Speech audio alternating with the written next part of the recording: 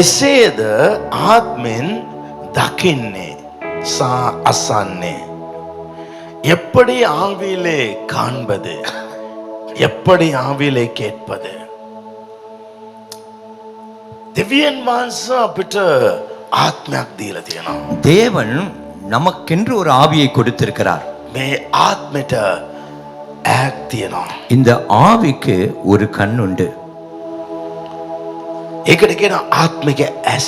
அதுக்கு சொல்லப்படுகிறது ஆவியின் கண் என்று. මේ ආත්මික ඇස් இந்த ඉඳලෙන් අපේ ජීවිතය දකින්න පුළුවන්. இந்த ஆவிக்குரிய கண்களினாலே நம்முடைய வாழ்க்கையை நாமே காண முடியும். අපිට මොනවාද වෙන්න යන්නේ? நமக்கு என்ன நடக்க போகிறது? අපි ඉස්සල්ලා අනිත් අයට අනාගත පණිවිඩය කියන්න කලින් நாங்கள் மற்றவர்களுக்கு தீர்க்கதரிசனம் சொல்ல முன்பதாக, අනිත් අයගේ ජීවිතවල දකින්න කලින් மற்றவர்களுடைய வாழ்க்கையை காண முன்பதாக මම වාගෙන මෙහෙම දැක්කා. நான் உங்களை குறித்து இப்படி கண்டேன். ඒක එපා දැනට. அது இப்போதைக்கு வேண்டாம். ඉස්සල්ලා අපේ ජීවිත අපි දකිමු. முதலாவது நம் வாழ்க்கையை நாம் காண்போம். මම මේ ව්‍යාපාරය කරන්නද? நான் இந்த வியாபாரத்தை செய்யவா? මම මේකට සල්ලි දැම්මත් හරිද? நான் இதற்கு பணம் செலுத்தினால் මගේ சரியா? ජීවිතේට මොනවද වෙන්නේ? இந்த என் வாழ்க்கைக்கு என்ன நடக்கும்? කොහොමද ආත්මිකව මෙවුවා අරි ලෙස දෙවියන් වහන්සේගෙන් පැහැදිලි ලෙස ලබා ගන්නෙ? எப்படி ஆவிக்குரிய ரீதியிலே தேவனிடத்தில் இருந்து திட்டத்தெளிவாய் பெற்றுக்கொள்வது? අපේ ආත්මික ඇස් වලින් අපි දකින්න පුළුවන්. நம்முடைய ஆவிக்குரிய கண்களினாலே நம்மால் காண முடியும். නමුත් ශාස්ත්‍ර කියන්නේ ඒගොල්ලෝ මේ ශරීර ඇස් පාවිච්චි කරනවා. ஆனாலும் சாஸ்திரம் சொல்லுகிறவர்கள் அவர்களுடைய சரீர ரீதியான இந்த கண்களை பயன்படுத்துகிறார்கள். කෙනෙක්ගේ මූණ බලනවා. ஒருவருடைய முகத்தை பார்ப்பார்கள், කෙනෙක්ගේ අත බලනවා. ஒருவருடைய கையை பார்ப்பார்கள். නමුත් අපි එහෙම බලන්නේ නැහැ. ஆனால் நாம் அப்படி பார்ப்பதில்லை. අපේ ආත්මය තමයි බලන්නේ. நம்முடைய ஆவிதான் பார்க்கும். දෙවියන් වහන්සේ අපිට අවශ්‍ය පණිවිඩය උන්වහන්සේ අපේ ආත්මය තුලට දානවා. தேவன் நமக்கு என்ன செய்தி தேவையோ அதை நம்முடைய ஆவிக்குள்ளே அவர் போடுகிறார். ඒ නිසා අපිට ඇස් වලින් බලන්න අවශ්‍යතාවයක් නැහැ. அதனாலே நாம் கண்களினாலே பார்க்க தேவையில்லை. මෙයා මේ වගේ කෙනෙක්. இவர் இப்படிப்பட்டவர், මෙයා මට මේ වගේ දෙයක් කරායි. இவர் எனக்கு இப்படி ஒன்றை செய்வார், මෙයා මේ වගේ දෙයක් කරලා තියෙනවද නැද්ද? இவர் இப்படி ஒன்றை செய்திருக்கிறாரா இல்லையா? ඒකත් අපිට බලන්න පුළුවන්. அதையும் நம்மால் பார்க்க முடியும். සමහර වෙලාවට මට ප්‍රශ්නයක් කවුද කිරුවම சில நேரங்களிலே எனக்கு யாராவது ஒரு பிரச்சனை படுத்தினால் මම ගෙදර ගිහිල්ලා ටික මොහොතක් දේව පාමුලේ ඉන්නවා. நான் கொஞ்ச நேரம் சென்று வீட்டுக்கு சென்று கொஞ்ச நேரம் தேவ பாதத்தில் ඒ இருப்பேன். මොහොතේ මම දකින්නවා යා කරන දේවල්. அந்த நேரத்தில் என்னால் காண முடிகிறதா இருக்கிறது அவர் செய்கிற காரியங்கள். එවිට මට තේරෙනවා මෙයා මේ වගේ වැරදක් කරලා තියෙනවා. அந்த வேளையிலே நானே புரிந்து கொள்வேன் இவர் இந்த தவறு செய்திருக்கிறார் என்று. ඒ නිසා දෙවියන් වහන්සේ උන්වහන්සේ අපිට අවශ්‍ය පණිවිඩය අපේ ආත්මෙට ඇඟෙන්න තබයි. எனவே நமக்கு தேவையான செய்தியை தேவன் நம்முடைய ஆவிக்கு உணர வைப்பார். මම මේ දවස්වල සමග ව්‍යාපාරවල් කරන්න පටන් ගත්තා. நான் இந்த நாட்களிலே ஒரு சில வியாபாரங்களை செய்ய ඒ ஆரம்பித்தேன். කරන මොහොතේ මම කලින් වගේ නොවේ. நான் அதை செய்யும் பொழுது நான் முன்பு போல அல்ல. මම මේ පාඩම මම ඉගෙන ගත්තම நான் இந்த பாடத்தை கற்றுக்கொண்டது මගේ ආත්මට ඇඟෙනකම් මට පේනකම් මම බලා සිටිනවා. என்னுடைய ஆவிக்கு உணரும்படியாகவும் நான் காணும்படியாகவும் நான் காத்திருப்பேன். ඒ නිසා දෙවියන් වහන්සේගේ ආත්මෙන් වහන්සේ අපට අවශ්‍ය පණිවිඩය අපේ ආත්මෙට දායි. எனவே தேவனுடைய ஆவியானவர் நமக்கு தேவையான செய்தியை நம்முடைய ஆவிக்கு போடுவார். ඒ නිසා අපට අවශ්‍ය දේ අපි කොහොමද දකින්නේ? ආත්මික තලයේ. எனவே நமக்கு தேவையானதை நாம் எப்படி காண முடியும்? ஆவிக்குரிய மண்டலத்திலே. ආත්මික තලයේ කියන්නේ මේක පොළව තල. ஆவிக்குரிய மண்டலம் என்றால் இது பூமியின் தலம். නමුත් අපි ආත්මික තලයේ තමයි අපිට ඒව දකින්න පුළුවන්. ஆனால் நாம் எப்படி காண முடியும் என்றால் ஆவிக்குரிய மண்டலத்திலே இருக்கும் பொழுது අපි ආත්මික තලයට යන මොහොත තමයි ඒක දකින්න පුළුවන්. நாம் ஆவிக்குரிய மண்டலத்துக்கு செல்லும் பொழுதுதான் அதை காண முடியும். ආත්මික තලයට තව වචනයක්, සරල වචනයක්. ஆவிக்குரிய மண்டலத்துக்கு இன்னும் ஒரு லேசான வார்த்தை உண்டு. මම ආත්මික ආත්මික තලයේ මේක දකින්නවා. நான் ஆவிக்குரிய மண்டலத்திலே இதை காண்கிறேன். නැත්තම් இல்லாவிட்டால் මගේ ආත්මයට ඇඟෙනවා. என் ஆவிக்கு உணரப்படுகிறது. එහෙනම් මගේ ආත්මයට ඇඟෙන්න ඕන නම් அப்படி என்றால் என் ஆவிக்கு உணரப்பட வேண்டும் என்றால் මගේ ආත්මික තලයේ මට ඇඟෙන්න අවශ්‍ය නම් என் ஆவிக்குரிய மண்டலத்திலே எனக்கு உணரப்பட வேண்டும் என்றால் මම ඉස්සලා ආත්මික වෙන්න අවශ්‍යයි. நான் முதலாவது ஆவிக்குள்ளாக வேண்டும். මම ආත්මික වෙන්නේ නැත්තම් நான் ஆவிக்குள்ளாவிட்டால் මට ආත්මික තලයට යන්න බෑ. என்னால் ஆவிக்குரிய மண்டலத்துக்கு போக முடியாது. ඒ නිසා ඔබ ආත්මිකව පිරීලා ඉන්න අවශ්‍යයි. எனவே நீங்கள் ஆவிக்குரிய ரீதியிலே நிரம்பி இருக்க வேண்டும். පළවෙනි කොරින්ති 1 கொரிந்தியர் 14 14 අතරවෙනි වචනය. 4 வசனம். 1 කොරින්ති 14 1 கொரிந்தியர் 14 භාෂාවෙන් කතා කරන්නත් තමාම වර්ධනය කරගන්නේය. அந்நிய பாஷையிலே பேசுகிறவன் தனக்கே பக்தி விருத்தி உண்டாக பேசுகிறான். මම අන්‍ය භාෂාව කතා කරන්න நான் அந்நிய பாஷை பேச பேச මට වර්ධනයක් ඇති වෙනවා. எனக்கு ஒரு வளர்ச்சி உண்டாகிறது. මම මොනවද වෙන්නේ? நான் என்னவாகிறேன்? මම ආත්මික වෙනවා. நான் ஆவிக்குரியவனாகிறேன். එහෙනම් මම ආත්මික වෙන්න அப்படி நான் ஆவிக்குரியவனாக මම මොනවද කරන්න ඕනේ? நான் என்ன செய்ய வேண்டும்? අන්‍ය භාෂාව அந்நிய பாஷை මම කතා කරන්න අවශ්‍යයි. நான் பேச வேண்டும்.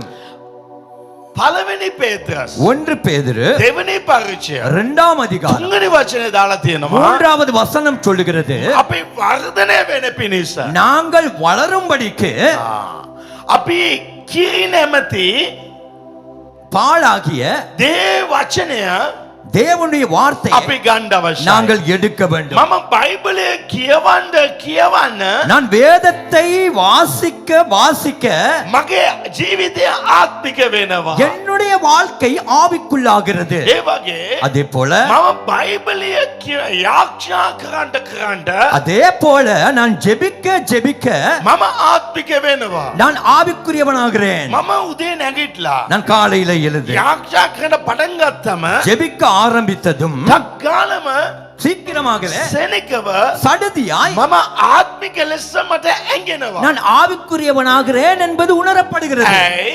ஏன்? මා දිගට ඒක කරලා පුරුදු නිසා நான் தொடர்ந்து செய்து செய்து பழக்கப்பட்டவனாய் நான் ඉක්මනින් ආත්මික වෙනවා. நான் சீக்கிரமாய் ஆவிக்குள்ளாகிறேன். 1 කොරින්ති 14 1 கொரிந்தியர் 14:4 බයිබලේ දාලා තියෙනවා. வேதம் சொல்லுகிறது අන්‍ය භාෂාවෙන් කතා කරන அந்நிய பாஷை பேசுகிறவன் තමාට වර්ධනය කරනවා. தனக்கே பக்தி விருத்திக்கு ஏற்படுத்துகிறான். ඉස්සෙල්ලා ඔබ වර්ධනය කරන්න ඕනේ. முதலாவது நீங்கள் உங்களை வளர்ச்சிக்குள்ளாக்க ඊට வேண்டும். පස්සේ அதன் பின்பு ධර්ම වාක්‍ය පවසන්න தீர்க்க தரிசனம் சொல்லுகிறவன் සභාවට වර්ධනය ඇති කරනවා. சபைக்கு பக்தி விருத்தி உண்டு பண்ணுகிறான். ඔබ එළිදරව් කරන්න ඉස්සෙල්ලා நீங்கள் வெளிப்பாடை சொல்ல முன்பு ඔබ අනාගත පණිවිඩ කියන්න ඉස්සෙල්ලා நீங்கள் தீர்க்க தரிசனம் சொல்ல முன்பு සභාවට වර්ධනය ඇති කරන්න ඉස්සෙල්ලා சபைக்கு ஒரு வளர்ச்சியை உண்டு பண்ண முன்பு මොනවද කරන්න ඕනේ? என்ன செய்ய வேணும்? තමාට වර්ධනය ඇති කරන්න. நீங்கள் உங்களை வளர்ச்சிக்குள்ளாக்க. එහෙනම් ඔබට அப்படி என்றால் நீங்கள் එළිදරව් අවශ්‍ය නම් வெளிப்பாடு தேவை என்றால் දෙවියන් වහන්සේගේ මඟ පෙන්වීම අවශ්‍ය නම් தேவனுடைய வழிநடத்தல் தேவையாயின் ඉස්සෙල්ලා ඔබව ආත්මික කරන්න. முதலாவது நீங்கள் உங்களை ஆவிக்குரியவனாக்குங்கள். ඔබ අනාගත පණිවිඩය නොවේ වැදගත්. தீர்க்க தரிசன செய்தி அல்ல இந்த நேரத்தில் முக்கியமானது. දැන් වැදගත් ආත්මික සම්බන්ධකම. இப்பொழுது தேவைப்படுகிறது ஆவிக்குரிய உறவு. මට දෙවියන් වහන්සේ අතර ආත්මික සම්බන්ධකමක්. எனக்கும் தேவனுக்கும் இடையிலே இருக்கிறதான ஒரு ஆவிக்குரிய உறவு. මම පෙරේදා රාත්‍රී 1:55ට යාඥා කළා. நான் நேற்றைய தினத்துக்கு முந்தின தினம் இரவு 1:55க்கு ஜெபித்தேன். මම ඊයේ යාඥා කරන වෙලාවේ 3යි කාලයි. நான் நேற்று இரவு ஜெபிக்கும் பொழுது මම 3:15 යාඥාට වැදගත් කාලයක් දෙනවා. நான் ஜெபத்துக்கு ஒரு முக்கியமான நேரத்தை கொடுக்கிறேன். බයිබලෙන් ගොඩක් කියවන්න පටන් ගන්නවා. நான் அதிகமாய் வேதத்தை வாசிக்க ஆரம்பிக்கிறேன். මට දන්නවා நான் அறிவேன் මම මේ පළවෙනිදා දේමයක් කරන්න ඉස්සෙල්ලා நான் மெய் முதலாம் தேதி ஒரு கூட்டத்தை நடத்த முன்பு සෙනඟට වර්ධනයක් දෙන්න ඉස්සෙල්ලා இந்த ஜனங்களுக்கு வளர்ச்சியை கொடுக்க முன்பு මට වර්ධනයක් අවශ්‍යයි. எனக்கு வளர்ச்சி தேவை. ඔබගේ ආත්මික ජීවිතයේ වර්ධනය අවශ්‍යයි. உங்கள் ஆவிக்குரிய வாழ்க்கைக்கு வளர்ச்சி தேவை. ඔබ කවදාත් වර්ධනය වෙන්නේ நீங்கள் ஒரு நாளும் நாளும் வளர மாட்டீர்கள். යාක්ෂාව නැතුව, ஜெபம் இல்லாமல், බයිබලය කියව නැතුව, வேதத்தை வாசிக்காமல், නිරාග නැතුව, உபவாசம் இல்லாமல், නමස්කාර නැතුව, ஆராதனை இல்லாமல், අන්‍ය භාෂාව නැතුව அந்நிய பாஷை இல்லாமல் ඔබට කවදාත් වර්ධනය වෙන්නේ නැහැ. உங்களால் ஒரு நாளும் வளர முடியாது. හැබැයි ஆனாலும் ඔබට මේ පාම තියලා உங்களுக்கு இந்த ஐந்தும் வைத்து අනිත් අය ගැන අගුණ කතා කරනවා නම් மற்றவர்களை குறித்து புறம் கூறுவீர்கள் என்றால் එහෙනම් ඔබ මේ පුරවන ටික ඔක්කොම ඉල් වෙලා යනවා. நீங்கள் எதை நிரப்புகிறீர்களோ அது பொத்தலிலே போய்விடும். ඒක නැති වෙලා යනවා. அது இல்லாமல் போகும். සණ්ඩු කරන්න ඕනේ. சண்டை பண்ண ප්‍රශ්න வேண்டும், කරන්න ඕනේ. பிரச்சனைப்படுத்த வேண்டும். ඒක තමයි ඔබගේ අදහස. அதுதான் உங்கள் எண்ணம். එහෙනම් ඔබට වර්ධනයක් ඇති වෙන්නේ නැහැ. எப்படி உங்களுக்கு வளர்ச்சி வரும்? ඔබට කවදාවත් වර්ධනයක් ඇති ஒரு වෙන්නේ නැහැ. நாள் வளர்ச்சி வராது. ඔබට දෙවියන් වහන්සේගේ එළිදරව් ලැබෙන්න අවශ්‍ය නම් ඔබ ආත්මික තලයට යන්න අවශ්‍යයි. உங்களுக்கு தேவனுடைய வெளிப்பாடு வர வேண்டும் என்றால் நீங்கள் ஆவிக்குரிய மண்டலத்துக்கு செல்ல வேண்டும். අද රාත්‍රී ඉඳලා ඔබගේ ආත්මික ජීවිතය වර්ධනය කරන්න බලන්න. இன்று இரவிலே இருந்து உங்கள் ஆவிக்குரிய வாழ்க்கையை வளர முயற்சி මම செய்யுங்கள். නැවත කියන්නම්. நான் திரும்ப சொல்லுகிறேன், මට මෙයා වැදගත් නෑ.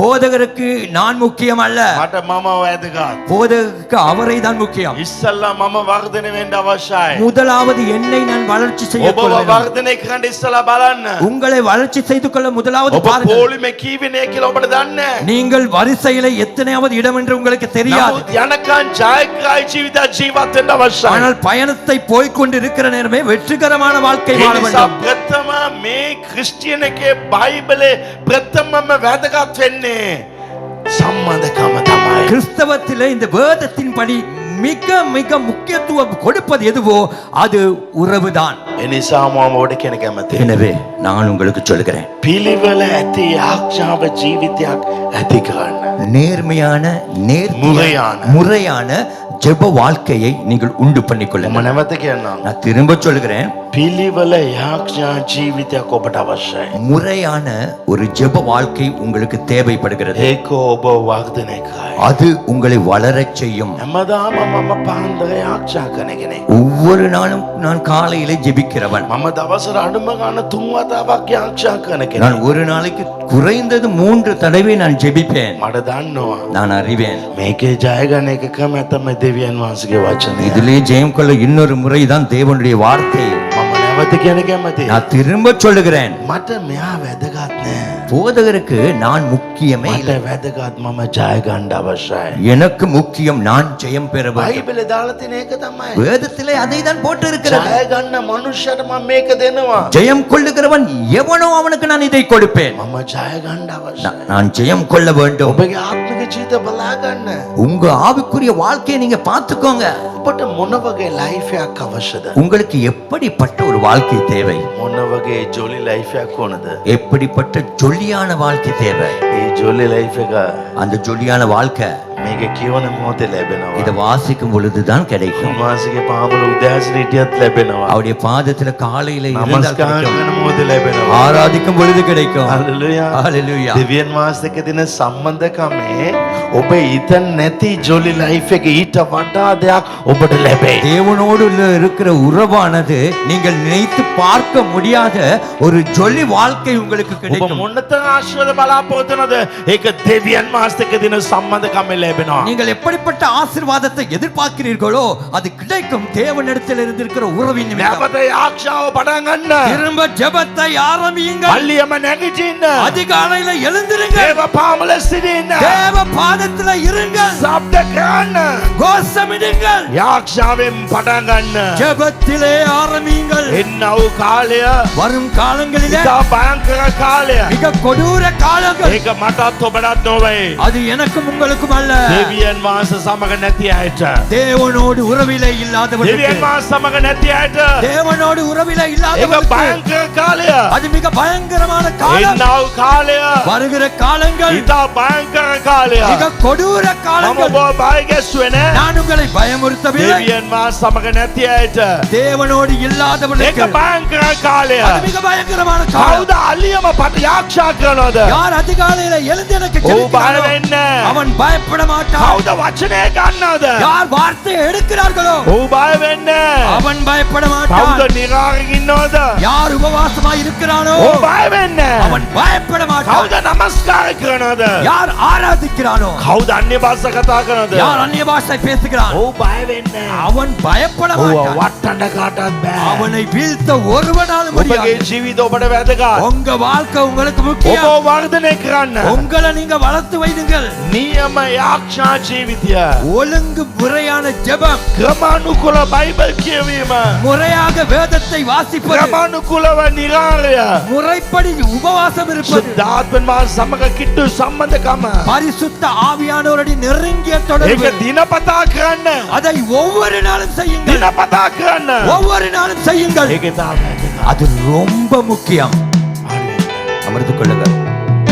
දෙවියන් වහන්සේ එක්ක හොඳ සම්බන්ධකම අවශ්‍යයි. தேவனோடு ஒரு நல்ல உறவு முக்கியம். අපේ ගෙදරට සමාග යනවා. எங்க வீட்டுக்கு ஒரு சிலர் வருவார்கள்.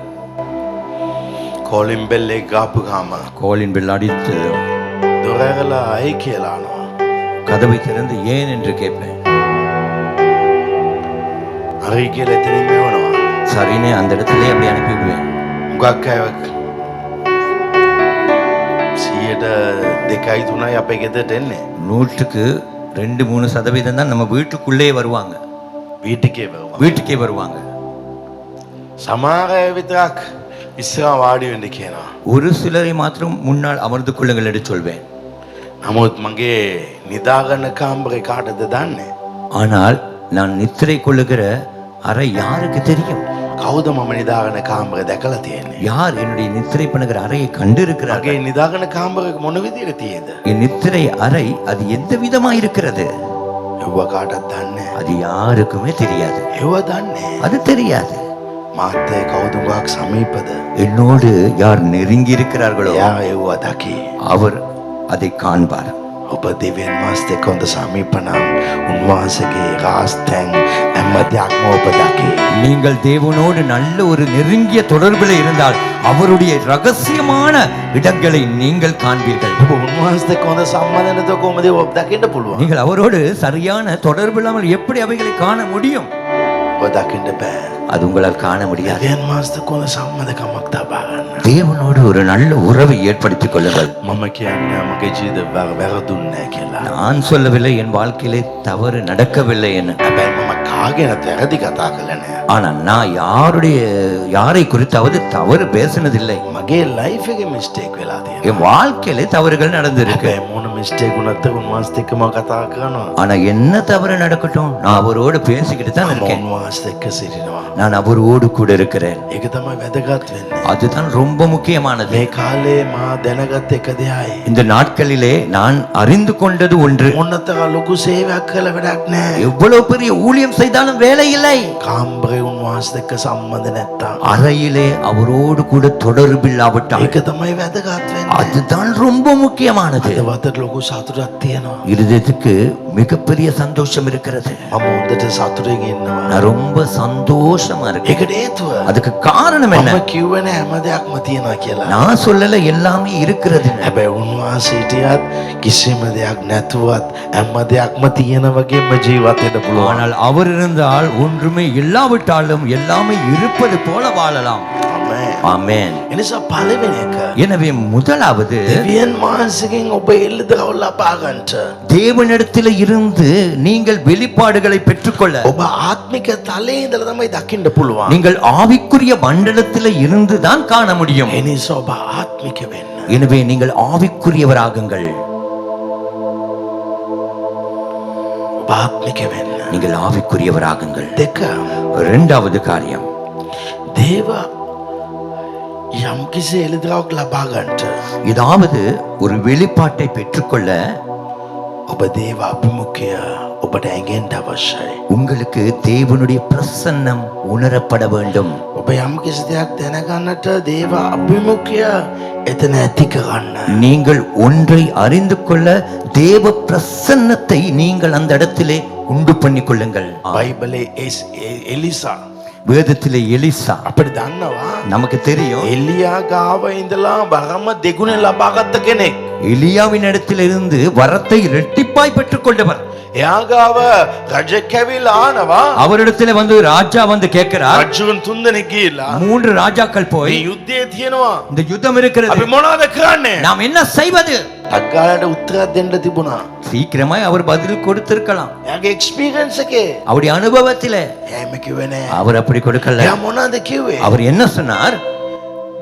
දෙවෙනි රාජ්‍යවලේ 3:15 2 ராஜாக்கள் 3:15ல දෙක රාජ්‍යවලේ 3:15 2 ராஜாக்கள் 3:15ல දැන් ඉතින් වීණා කාරයෙකු මා ළඟට ගෙනෙන්නයි කිව්වේ. இப்பொழுது ஒரு சுரமண்டல வாத்தியக்காரனை என்னிடத்திலே கொண்டு வாருங்கள் என்றார். මියුසික් ඉන්ස්ට්‍රුමන්ට් වාදනය කරන කෙනෙක් ගෙන්න. மியூசிக் வாசிக்கிற ஒருவரை கொண்டு வாருங்கள். ඇයි වීණා වාදනය කරන මොහොතේ ஏனென்றால் சுரமண்டலம் வாசிக்கும் பொழுது දේවාත්මන් වාසයේ ස්ථානේ බැසෙයි. தேவ ஆவியானவர் அந்த இடத்துல இறங்கி வருவார். වීණා වාදනය කරන මොහොතේ සවුල් ගාව තිබුණා වූ යක්ෂ බලවේගය ඉවත් වුණා. சுரமண்டலம் வாசிக்கப்படும் பொழுது சவுல் இடத்தில் இருந்த பிசாசின் வல்லமை நீங்கியது. ඔබ තීරණයක් ගන්න ඉස්සල්ලා நீங்கள் ஒரு தீர்மானத்தை எடுக்க முன்பு ඔබගේ දේව අභිමුඛය ඔබට ඇඟෙන්න ඕනේ. உங்களுடைய தேவ பிரசன்னம் உங்களுக்கு உணரப்பட வேண்டும். නමස්කාරයෙන් ප්‍රශංසාවෙන් ඔබට ඇඟෙන්න ඕනේ දේව අභිමුඛය. துதியோடும் ஆராதனையோடும் உங்களுக்கே உணரப்பட வேண்டும் தேவ பிரசன்னம். ඊට පස්සේ මම දැන් මොනවද කරන්න ඕනේ? அதன் பின்பு இப்பொழுது நான் என்ன செய்ய வேண்டும்? දේව අභිමුඛයේ ඉන්න මොහොතේ தேவ பிரசன்னத்தில் இருக்கும் பொழுது එළිදාවේ வெளிப்பாடுகள் ඒක வரும். හරියයි. அது சரி வரும். හැබැයි බලවන්ත දේවදාසයාට ஆனால் வல்லமையான தேவ ஊழியக்காரர் ඔළුවට මේකේ අරකයි මේක කරපන් කියලා. தலைக்கு வரும், இதை செய் அதை செய் இதை செய் என்று. ඒවා වැරදි. அது தவறு. මෝසෙස්ට වැරදුනා. மோசேசுக்கும் தவறியது. සැරෑටි අරන් ගැව්වා කන්දට. கோலை எடுத்து மலைக்கு அடித்தான். ඌට කානට යන්න බැරි වුණා. அவனுக்கு கானானுக்கு போக முடியாம போயிற்று. Hey! ஏன்? දේව අභිමුඛය தேவ பிரசன்னம். වැදගත් තීරණවල් ගන්න එපා දේව අභිමුඛය නැතුව. தேவ பிரசன்னம் இல்லாமல் முக்கியமான தீர்மானங்களை நீங்கள் எடுக்க போக வேண்டாம். වාහනයක් ගන්නවද?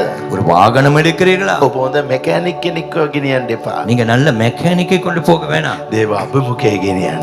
தேவ பிரசனத்தை கொண்டு ඒක செல்லுங்க. තමයි වැදගත්. அதுதான் முக்கியமானது. ඒක වැදගත් වෙනවා. அது ரொம்ப முக்கியமானது. ආසිතිරේ ඉන්න. அவர் முன்பதாக එලිසා කියන වීණාකාරයෙක්ව ගෙන්න. எலிசா சொல்லுகிறான், சுரமண்டலக்காரனை அழைத்து வா. 15 වචනේ 15வது வசனத்திலே ඕ වීණාකාරය ගෙනාවම වීණාකාරයා ගායනා කරද්දී ස්වාමීන් වහන්සේගේ අස්තය එලියා පිට පැමුණා. சுரமண்டல வாத்தியக்காரன் அந்த சுரமண்டலத்தை வாசிக்கும் பொழுது தேவனுடைய கரம் அவன் மேலே எலிசா மேலே இறங்கியது. ඔබ නමස්කාර කරන මොහොතේ நீங்கள் நமஸ்கரிக்கும் பொழுது දේව අභිමුඛයේ தேவ பிரசன்னம் வரும். ඊට පස්සේ එලිසාට එනවා ඔයගොල්ලෝ මේම කරන්න ඒම කරන්න කියලා. அதன் பிறகு எலிசாவுக்கு வருகிறது, நீங்கள் இதை செய்யுங்கள் அதை செய்யுங்கள் என்று. මේ මිටියාවල ඔබ කවුණු කපන්න. நீங்கள் இந்த பள்ளத்தாக்கிலே நீங்கள் காணுகளை வெட்டுங்கள். ඔබ සුළඟ දකින්නෙත් නැහැ, වර්ෂාව දකින්නෙත් නැහැ. நீங்கள் காற்றையும் காண மாட்டீர்கள், மழையையும் காண மாட்டீர்கள். දෙවියන් වහන්සේ මේව පුරවයි. ஆனால் தேவன் வாய்க்கால்களை நிரப்புவார். දෙවියන් වහන්සේ වතුර වලින් පුරවයි. தேவன் தண்ணீரினாலே நிரப்புவார். ඒවා සිදු වුණා. அவைகள் நடந்ததன்று. ඒවා සිදු වුණා. அவைகள் நடந்தது. ඒකට හේතුව அதுக்கு காரணம் என்ன? God presence. தேவ பிரசன்னம். දේව අභිමුඛේ නැතුව தேவ பிரசன்னம் இல்லாமல் තීරණය ගන්න එපා. நீங்கள் தீர்மானம் எடுக்க வேண்டாம். මම දේව අභිමුඛේ ඉඳලා යාක්ෂා කළේනවා. நான் தேவ பிரசன்னத்திலே இருந்து ஜெபத்திலே வருகிறேன். ඔබ දේව අභිමුඛේ එන මොහොතේ ඔබට ප්‍රශ්නෙන්නේ නැහැ කිව්වේ කියන්නේ. நீங்கள் தேவ பிரசன்னத்திலே இருக்கும் பொழுது உங்களுக்கு பிரச்சனை வராதுன்னு நான் ඔබට சொல்றேன். විරුද්ධව ප්‍රශ්නේ. உங்களுக்கு எதிராகவும் பிரச்சனை வரும். නමුත් ඔබගේ තීරණය හරි. ஆனால் நீங்கள் எடுத்த தீர்மானம் சரியாய். ඔබගේ තීරණය හරි. நீங்கள் எடுத்த தீர்மானம் சரியா இருக்கும். බයිබල බලන්න ඒ ගීතාවලිය 78 වෙනි පරිච්ඡේදය. வேதத்தை கவனித்து பாருங்கள். சங்கீதம் 78ஆம் அதிகாரம் 1-2. முதல் 2 வசனங்கள். ගීතාවලිය කාර කියන එම්බා මාගේ සෙනග මාගේ විවස්ථාවට කන් දෙව්. මාගේ මුඛයේ වචන වලට කන් යොමු කරයි. என் ஜனங்களை என் உபதேசத்தை கேளுங்கள், என் வாயின் வசனங்களுக்கு உங்கள் செவிகளை சாயுங்கள். එයා මොනවද කියන්නේ? அவர் என்ன சொல்றார்? දැන් යොමු කරන්න. இப்பொழுது நீங்கள் செவியை சாயுங்கள். දෙවියන් වහන්සේ දැන් කතා කරන්න ඕනේ. தேவன் இப்பொழுது பேச வேண்டும். ඕ කියලා ඔබ එතන ඉන්න අවශ්‍යයි. ஆம் என்று நீங்கள் அந்த இடத்திலேயே இருக்க வேண்டும். කාලා තීරණයක් ගන්න එපා. சீக்கிரமாய் தீர்மானத்தை எடுக்க ඒක வேண்டாம். පාමුල ඉන්න. தேவ பாதத்தில் இருங்க. මාස කතා කරන්න ඕනේ කියලා. அவர் பேச வேண்டும் என்று. ඊළඟ වචන බලන්න. அடுத்த ඔබ வசனத்தை කන් கவனியுங்கள். දෙන මොහොතේ நீங்கள் அப்படி செவி கொடுக்கும் பொழுது උපමාවකින් මාගේ කට අරින්නෙමි. என் வாயை ஊமைகளால் நிரப்புவேன், திறப்பேன்.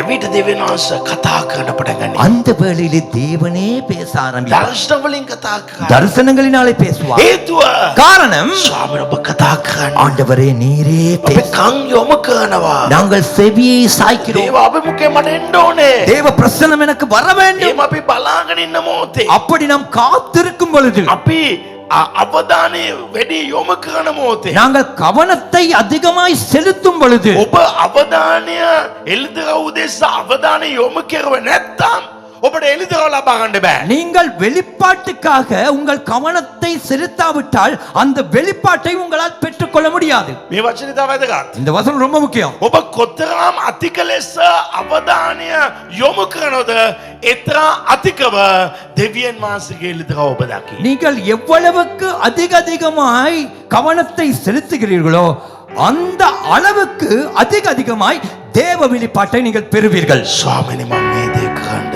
கர்த்தாவே, நான் இதை செய்யவா? මම හොඳට යාච්ඡා කළා ඉන්නේ. நான் நன்றாய் ஜெபித்து මගේ வருகிறேன். ආත්මික ජීවිත හොඳයි. என் ஆவிக்குரிய வாழ்க்கை நல்லது. මම කාගෙනත් වැරදි කතා කළා නෑ. நான் யாரை குறித்தும் தவறு பேசினதில்லை. මගේ ආත්මික ජීවිත හදලා තියෙන්නේ. என் ஆவிக்குரிய வாழ்க்கையை දැන් சரிப்படுத்த දේව අභිමුඛයේ ඉන්නවා. இப்ப தேவ பிரசன்னத்தில் இருக்கிறேன். මොනවද කරන්නේ? என்ன செய்வது? දෙනස කතා කරයි. தேவன் பேசுவார். අවසාන වචනය. கடைசி வார்த்தை දානියල් දෙවෙනි පරිච්ඡේදය. தானியேல் 2ஆம் அதிகாரம் 17 සහ 19. 17-19.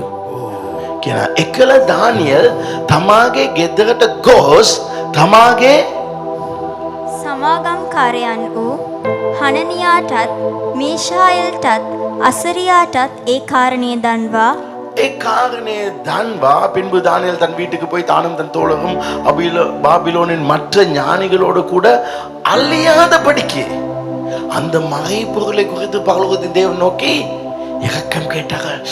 சுவாமினி කියන්න இரக்கம் கேட்டார். இது 2ஆம் வசனம் 17க்கு සිංහලට பாப்போம். 18. තමා සහ තමාගේ සමාගම්කාරයන් බබිලෝනයේ අනෙක් ශාස්ත්‍රවන්තයන් සමග විනාශ නොවන පිණිස විනාශ නොවන පිණිස හොඳට වචන විනාශ නොවන පිණිස அழியாத படிக்க මම විනාශ වෙන්න නරකයි. நான் அழியக்கூடாது. මම සල්ලි දීලා රැවටෙන්න නරකයි. நான் பணத்தை கொடுத்து මගේ ஏமாறக்கூடாது. ජීවිත විනාශ වෙන්න නරකයි. என் வாழ்க்கை මගේ அழியக்கூடாது. චර්ච් එක නැති වෙන්න නරකයි. என் சர்ச் அழியக்கூடாது. මගේ සභාව වර්ධනය වෙන්න ඕනේ. என் சபை வளர்ச்சி பெற வேண்டும். ඒ නිසා எனவே විනාශ නොවන පිණිස நான் அழியாத படிக்க ඒ රාස දැනගෙන அந்த ரகசியத்தை அறிந்து கொண்டு, ඒ රාස அந்த ඒ ரகசியம் රහස ගැන ඒ රාස ගැන ස්වර්ගයේ දෙවියන් වහන්සේගෙන් අනුකම්පාව ඉල්ලන්ට කීවේය. ඒ රාස ගැන அந்த විනාශ වෙන්නේ නැතුව මොනවද කරන්න ඕනේ ස්වාමිනේ? அந்த ரகசியம் நான் அழியாத படிக்கு நான் என்ன செய்ய வேண்டும் ஆண்டவரே? ස්වාමිනේ මගේ සභාවේ සෙනග අඩු වෙනවා. கர்த்தாவே, என் சபையிலே ஜனங்கள் குறைகிறார்கள். මම මොනවද කරන්න ඕනේ? நான் என்ன செய்ய வேண்டும்? දේව අභිමුඛේ தேவ මගේ பிரசன்னம். සල්ලි අඩු වෙනවා ස්වාමිනේ. என் பணம் குறைகிறது ஆண்டவரே. මගේ ජීවිතේ සන්තෝෂය අඩු වෙනවා ස්වාමී. என் வாழ்க்கையிலே சந்தோஷம் குறைகிறது ஆண்டவரே. මොනවද කරන්න ඕනේ? நான் என்னத்தை செய்ய வேண்டும்? එහෙම ඔබ දේව පාමරින මොහොතේ அப்படி நீங்கள் தேவ பாதத்தில் இருக்கும் பொழுது දෙවියන් වහන්සේගේ හස්තය ඔබ කෙරෙහි தேவ கரம் உங்கள் மேல் வரும். මාස පෙන්නයි. அவர் காட்டுவார். ඔබගේ ජීවිතේ වෙනස් වෙයි. உங்க வாழ்க்கையே மாறும். හalleluya. ஹalleluya. වෙනස් වෙයි. மாறும். ආමේන්. ஆமென். මම විශ්වාස කරනවා. நான் விசுவாசிக்கிறேன். ඔබේ රාස දැනගන්න நீங்கள் அந்த ரகசியத்தை அறிந்து ඔබ கொள்ளுங்கள். කැමති වෙන්න. நீங்கள் அதை அறிந்து கொள்ள விருப்பப்படுங்கள். කැමති වෙන්න. விருப்பப்படுங்கள். මගේ මුදල මෙතන දාන්නද මෙතන දාන්නද? என் பணத்தை இந்த இடத்திலே போடவா, இங்கே போடவா? අදිසි වෙන්න නරකයි. அவசரப்படக்கூடாது. දවස් දෙකක් තුනක් අර ඉඳලා 2-3 நாட்களாவது இருந்து දේව පාමල එන්න ඕනේ. தேவ பாதத்துல இருக்கணும். ඔබ දන්නවද? உங்களுக்கு தெரியுமா? 100 දෙනෙක් නෙමෙයි 1000ක් නෙමෙයි දසදහක් ළඟ හිටියත් ඇයි කාටත් බෑ අපේ නැති ගන්න. 100 பேரா இருக்கலாம், 1000 இருக்கலாம், 10,000 இருந்தாலும் யாருக்குமே முடியாது எங்களை அழித்து போட. එහෙම කියන්නේ කවුද? அப்படி சொல்வது யார்? මෞත්තමයාණන්ගේ ආස්ථානේ ඉන්න දන්න කෙනා. உன்னதமானவருடைய மறைவிலே இருக்க தெரிஞ்சவன். එහෙම නැති එකා. அப்படி இல்லாதவன் මූ කෙන දන්නවා, දරු කෙන දන්නවා, මේ இவனை குறித்து தெரியுமா, அவனை குறித்து தெரியுமா, அவன் இவன் இவன் எல்லாத்துக்கும் பயப்படுவான். මේ පැත්ත කුටියා, මේ පැත්ත සිංහයා, මේ පැත්ත උකුස්සා, මේ පැත්ත කොච්චරට ප්‍රශ්නයක් නැහැ. எது இருக்கட்டும், பிரச்சனையே இல்லை. එයාස ලස්සන්ට අපේ ගෙන යනවා. தேவன் அழகாய் நேர்த்தியாய் நம்மை கொண்டு போவார். ඔබට කවුදරි ප්‍රශ්නයක්ද? உங்களுக்கு யாராவது பிரச்சனையோ? ඔවුනේ. ஆமாவா இல்லையா? එහෙනම් ඔබ ආත්මික නැහැ. அப்படின்னா நீங்கள் ஆவிக்குரிய ரீதியில இல்ல. ආත්මික නැති අයට තමයි ගෝලියත් ප්‍රශ්නයක්. ஆவிக்குரியவனா இல்லாதவனுக்கு தான் கோலியாத் அவனுக்கு ஒரு பிரச்சனையா இருக்கும். ආත්මිකයට සිංහයක් ප්‍රශ්නයක් නෑ, වලත් ප්‍රශ්නයක් නෑ. ஆவிக்குரியவனுக்கு கரடியா இருக்கலாம், சிங்கமா இருக்கலாம், அது அவனுக்கு பிரச்சனையே இல்ல. අල්ලපු ගෙදර මිනිහ ප්‍රශ්නයක් නෑ. அடுத்த வீட்டு மனுஷனும் ஒரு பிரச்சனை இல்ல அவனுக்கு. බය වෙන්න එපා. பயப்பட ඔබ வேண்டாம். කාගෙනක බය වෙනවද? நீங்க யாரை குறித்தாவது பயப்படுறீங்களா? මූ මට මේම කළා, අහු මට මේම කළා. இவன் எனக்கு இப்படி செய்தான், அவன் எனக்கு இப்படி செய்தான். එහෙනම් වා මේ දෙයියෝ නෙමෙයි වඳිනවා, ගලක් වඳිනවා. அப்படி என்றால் நீங்கள் தெய்வத்தை அல்ல, நீங்க வணங்குவதே ஒரு கல்லை. මට කවුදරි මේම කළා, එහෙම කළා කියනවා නම් එහෙනම් මම වඳින්නේ මොනවටද? ගලකටනේ. எனக்கு யாராவது நான் இப்படி செய்வார் அப்படி செஞ்சாலும் சொன்னா நான் வணங்குறது யாரு? நான் வணங்குறது වා கள்ளதான். මෙච්චර කළ හොඳට වැඳලා නෑ. நீங்க சரியாக இவ்வளவு காலம் வணங்கி இல்ல. වා දෙයි ගෙඩේ තියලා වැඳලා තියෙන්නේ. நீங்க தேசிக்காவை வச்சுதான் வணங்கி இருக்கீங்க. අගේ දෙයියෝ වැන්දාත් එකෙක්ටත් බෑ ඔබ ගලවන්න. சரியான தெய்வத்தை நீங்க வணங்கினா எவனுக்கும் முடியாது உங்களை அழிக்க. නිකන් මූණ පුස් වෙලා சும்மா முகமானது புஸ்ஸாகி හැමතිස්සම எந்த நேரமும் චුකු චුකු ගගා ඉන්නවනම් ஞொருன்னு இருப்பீங்கன்னா උඹලා වඳින්නේ ගල් තමයි. நீங்க நமஸ்கரிப்பதே கல்லை. උඹලා ආත්මික නෙමෙයි. நீங்கள் ஆவிக்குரியவர்கள் இல்லை. උඹලා ආත්මික නම් நீங்கள் ஆவிக்குரியவர்கள் என்றால் දාම මේම තමයි යන්නේ. எந்த நாளும் போவது இப்படிதான். මම කිව්වේ නෑ මමගේ ජීවිතේ වැටලා නෑ කියලා. நான் சொல்லவில்லை என் வாழ்க்கை விழுந்தில்லை. මම හැමතිස්සම කියනවා நான் இந்த நேரமும் சொல்லுவேன், මම ගාක් වැටලා තියෙනවා. நான் அதிகமாய் விழுந்திருக்கேன். ඒවා වැටුනේ අනිත් අය නිසා නෙවෙයි. அவைகள் விழுந்தது மற்றவர்கள் நிமித்தம் அல்ல, ඒවා මම කරපු වැරදි නිසා. என் தவறினாலே நான் விழுந்தேன். අපි වර්ධනය වෙන්න අවශ්‍යයි. நாங்கள் வளர வேண்டும். අපි කොච්චර වර්ධනය වෙනවද? நாங்கள் எந்த அளவுக்கு வளருகிறோமோ එච්චරට පෝසත්කම තියෙනවා. அந்த அளவுக்கு ஐஸ்வர்யம் ඔබට இருக்கும். කොච්චර දියුණු වෙන්න ඕනද? உங்களுக்கு எவ்வளவு முன்னேறணும்? දෙවියන් වහන්සේ දියුණු කරන්නේ. தேவன் முன்னேற்ற மாட்டார். ඔබ දියුණු කරන්න දෙවියන් වහන්සේ දීලා තියෙනවා. உங்களை நீங்களே முன்னேறத்தக்கதாக தேவன் கொடுத்திருக்கிறார். ඒක ඔබ කරන්න. அதை நீங்க செய்யுங்க. මේ සභාවේ කවුද ඇවිල්ලා இந்த சபையில யாராவது வந்து මූණ ඇඹුල් කරලා முகத்தை சுழிச்சு கொண்டு රූමේම කළා, அவன் இப்படி செய்யணும், රූමේම කළා කියනවා. இப்படி இவன் இப்படி செஞ்சான்னு சொன்னா ඔයා දෙයියෝ වඳින්න කෙනෙක් නොවේ. நீங்க தெய்வத்தை வணங்குறவர் அல்ல. ඔයා දෙවි කෙනෙක් වඳින්න කෙනෙක් නොවේ. நீங்க தெய்வத்தை வணங்குறவர் அல்ல.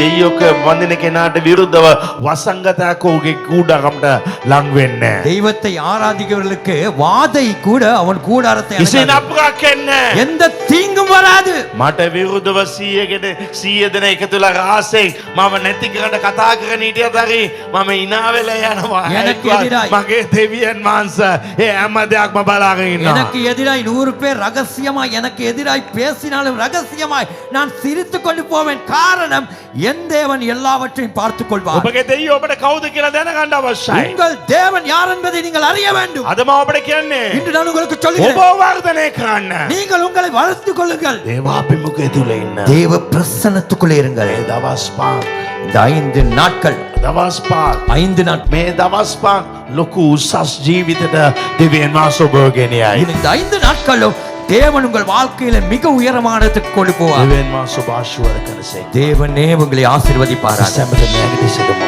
நாம் அனைவரும் எழுந்திருப்போம். හalleluya. ஹalleluya. මාව වර්ධනය කරන්න අවශ්‍යයි. என்னை நானே வளர்ச்சி பெற வைத்துக் கொள்வேன். සෙනෙහවන්තයා பிரியமானவனே, ඔබේ ආත්මය වර්ධනය වෙන වගේ உன் ஆத்துமா வளருகிறது போல ඔබ හැම දෙයකින් ආශිර්වාද වේ. நீ எல்லாவற்றிலும் ஆசீர்வாதமாய் වර්ධනය இருப்பாய். කරන්න. வளர்ச்சி செய்து கொள். දේව අභිමුඛයේ සමග එන්න. தேவ பிரசன்னத்தோடு இரு. ඔබගේ කාමරේ දේව අභිමුඛයේ තිබෙන්න අවශ්‍යයි. உன் அறையில தேவ பிரசன்னம் இருக்க ඒක வேண்டும். ඔබ ආශිර්වාද කරයි. அது உன்னை ஆசீர்வதிக்கும். ලීබා ශක්කී රියන්දි කානා මාරාදා.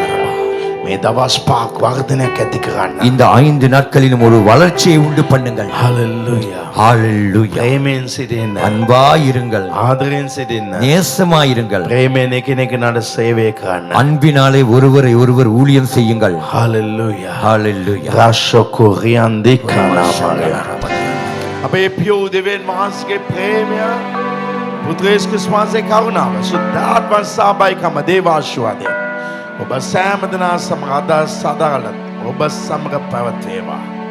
நம்முடைய கர்த்தராகிய இயேசு கிறிஸ்துவின் கிருபை, பிதாவாகிய தேவனுடைய அன்பு, பரிசுத்த ஆவியின் அந்யோன்யம் தேவாசனம் உங்கள் அனைவரோடு எப்பொழுது இருப்பதாக. ஆமென்.